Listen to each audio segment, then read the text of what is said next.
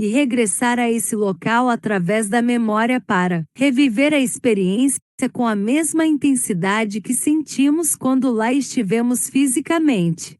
Na verdade, quando regressamos a esse local na memória, a mente tem tendência a eliminar os fatores menos positivos que ocorreram na situação em concreto. A visita através da memória supera muitas vezes a realidade, visto que a mente tem tendência a reproduzir apenas a beleza na cena relembrada.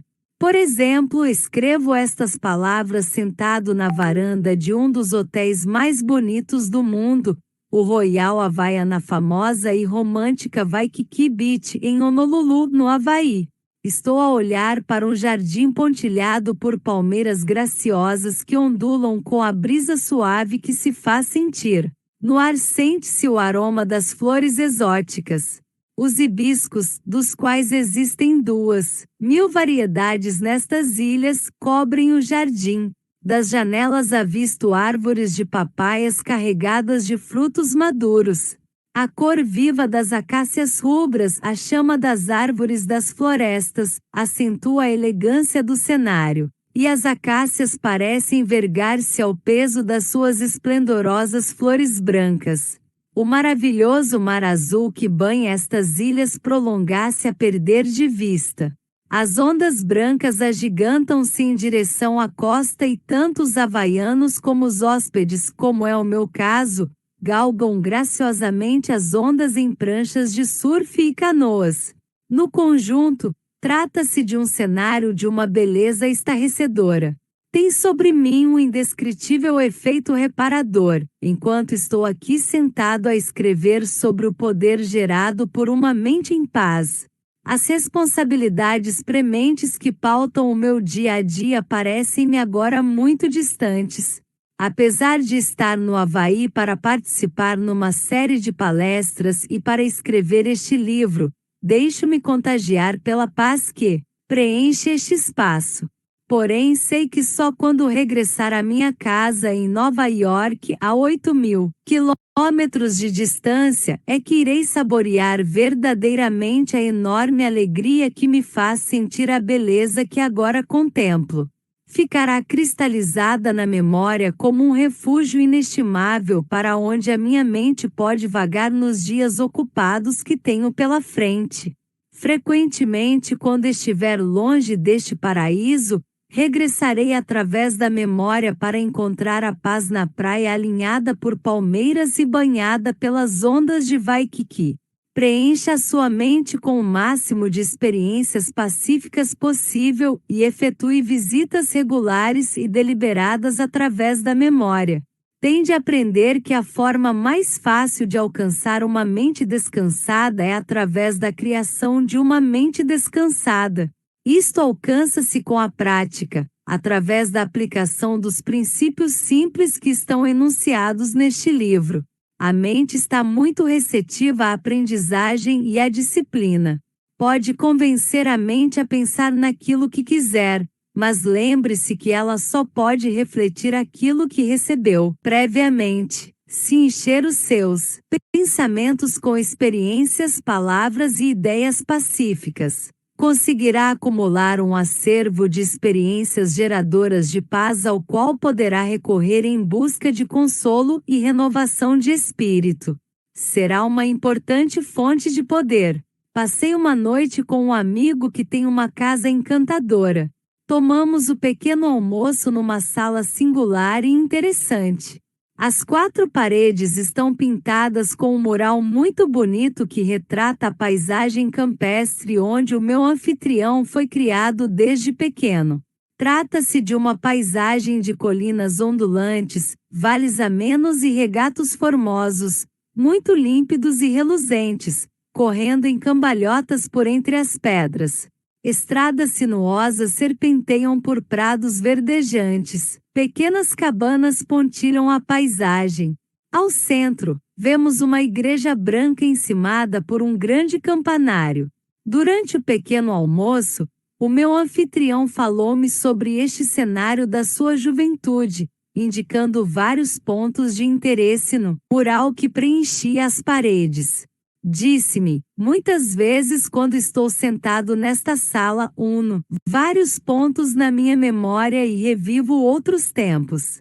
Lembro-me, por exemplo, de percorrer aquele carreiro descalço quando era miúdo e ainda me lembro da sensação de ter o pó entre os dedos dos pés.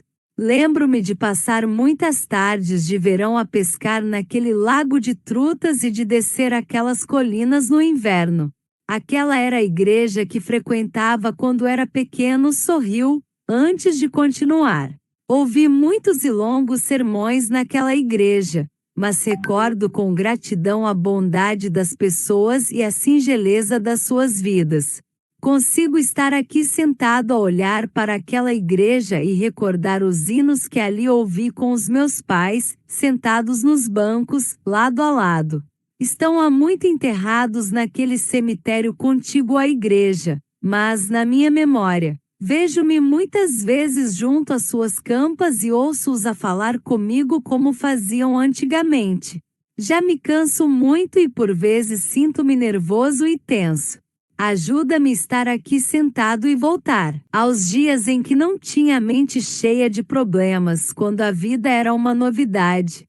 Isso ajuda-me e dá-me paz. Nem todos podemos ter um mural daqueles na parede da sala de jantar, mas o leitor pode pintá-lo nas paredes da sua mente, imagens das experiências mais belas da sua vida. Despenda tempo a recordar os pensamentos que essas imagens sugerem. Por mais ocupado que esteja ou sejam quais forem as responsabilidades que carrega aos ombros, esta prática simples e singular, que já deu provas da sua eficácia em muitas ocasiões, pode proporcionar-lhe efeitos benéficos. É uma forma simples e fácil de obter paz de espírito. Há um fator na questão da paz interior que deve ser abordado devido à sua importância. Frequentemente descubro que as pessoas que não têm paz interior são vítimas de um mecanismo autopunitivo. Em algum momento da sua experiência, cometeram um pecado e são atormentados pela culpa, mas procuraram genuinamente o perdão divino, e o Senhor perdoa sempre aqueles que pedem perdão de forma sincera. Porém, existe uma característica curiosa na mente humana que, por vezes, não permite que um indivíduo se perdoe a si próprio. Sente que merece ser punido e, por conseguinte, antecipa constantemente essa punição. Em resultado disso, vive num receio constante de que algo está para acontecer. Para encontrar paz nestas circunstâncias, vê-se obrigado a aumentar a intensidade das suas atividades. Sente que o trabalho árduo pode aliviar o seu sentimento de culpa. Um médico disse-me certa vez que muitos dos casos de esgotamento com que lidava tinham quase sempre por base um sentimento de culpa que os pacientes procuravam inconscientemente compensar com trabalho. O paciente atribuía o esgotamento não ao sentimento de culpa, mas ao excesso de trabalho. Porém, dizia o médico, estes homens escusavam de ter tido esgotamento por excesso de trabalho se tivessem reconhecido o sentimento de culpa. A paz de espírito nestas circunstâncias pode ser obtida contrapondo a culpa e a tensão que ela produz com a terapia reparadora de Cristo.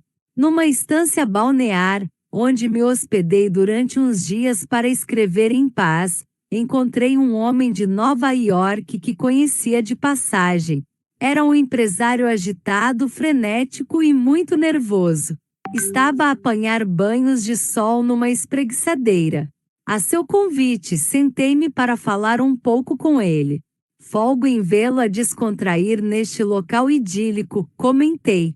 Ele respondeu com algum nervosismo. Não devia estar aqui. Tenho montes de trabalho em casa. Estou sob uma enorme pressão. O trabalho deitou-me abaixo, sinto-me nervoso e não consigo dormir. Ando agitado. A minha mulher insistiu que viesse para aqui uma semana. Os médicos dizem que não tenho nada de mal, que só preciso de dar descanso à cabeça e descontrair. Mas como é que se faz isso?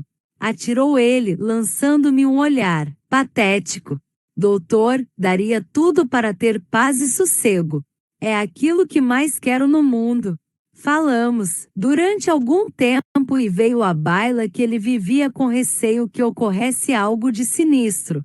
Durante anos antecipou um acontecimento desastroso, sempre à espera que acontecesse algo de mal à sua mulher, aos seus filhos ou à sua casa. Não foi difícil analisar o seu caso. A sua insegurança tinha duas origens: as inseguranças da infância e sentimentos de culpa posteriores. A sua mãe sempre sentirá que algo de mal ia acontecer, e ele acabou por absorver a sua ansiedade. Ao longo da vida, cometeu alguns pecados e o seu subconsciente nunca abdicou da autopunição. Tornou-se uma vítima do mecanismo autopunitivo. Face a esta infeliz combinação, dei com ele num estado de reação nervosa altamente inflamado. No final da nossa conversa, deixei-me ficar ao lado da sua espreguiçadeira. Não havia ninguém por perto, por isso sugeri com algum pudor: por acaso, gostaria que rezasse por si? Ele acenou que sim, e eu pus a minha mão sobre o seu ombro e rezei: Jesus, tal como curaste os enfermos e lhes deste paz há tantos séculos, cura agora este homem. Concede-lhe o teu perdão. Ajuda-o a perdoar-se a si próprio. Afasta-o dos seus pecados e faz-lhe saber que não lhe guardas rancor. Liberta-o dos seus pecados. Faz com que a tua paz entre na sua mente, na sua alma e no seu corpo. Ele olhou para mim com uma expressão estranha e afastou o olhar, pois as lágrimas corriam-lhe pelo rosto e ele não queria que as visse. Sentimos os dois o mesmo constrangimento e decidi deixá-lo. Meses depois voltei a encontrá-lo e ele disse-me: alguma coisa mudou no meu íntimo no dia em que rezou por mim. Senti uma estranha sensação de tranquilidade e paz, e também de cura. Agora frequenta a igreja a miúde e lê a Bíblia todos os dias. Cumpre a lei de Deus e sente uma enorme energia interior. É um homem saudável e feliz, pois tem a mente e o coração repletos de paz.